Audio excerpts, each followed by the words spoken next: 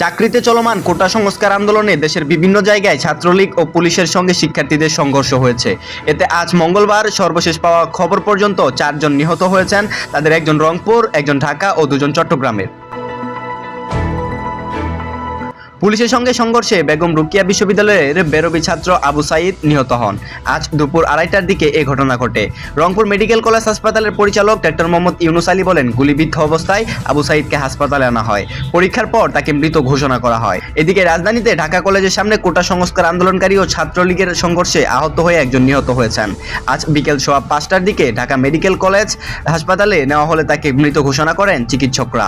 ঢামেক হাসপাতাল পুলিশ ফাঁড়ির ইনচার্জ মোহাম্মদ বাচ্চু মিয়া জানান, মারা যাওয়া ওই ব্যক্তির পরিচয় জানা যায়নি। তার বয়স আনুমানিক 25 বছর। শিক্ষার্থী ও ছাত্রলীগের মধ্যে দফায় দফায় সংঘর্ষে চট্টগ্রামের 2 জন নিহত হয়েছেন। সংঘর্ষের মধ্যে কোটা আন্দোলনকারীদের উপর গুলি ছুড়তে দেখা গেছে এক যুবককে।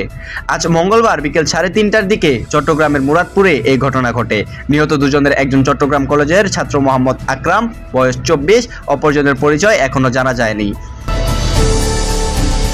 চট্টগ্রাম মেডিকেল কলেজ হাসপাতালের পরিচালক ব্রিগেডিয়ার জেনারেল মোহাম্মদ তসলিম উদ্দিন সংবাদ মাধ্যমকে জানান, হাসপাতালে আনার আগেই ওই 2 জন নিহত হয়েছেন।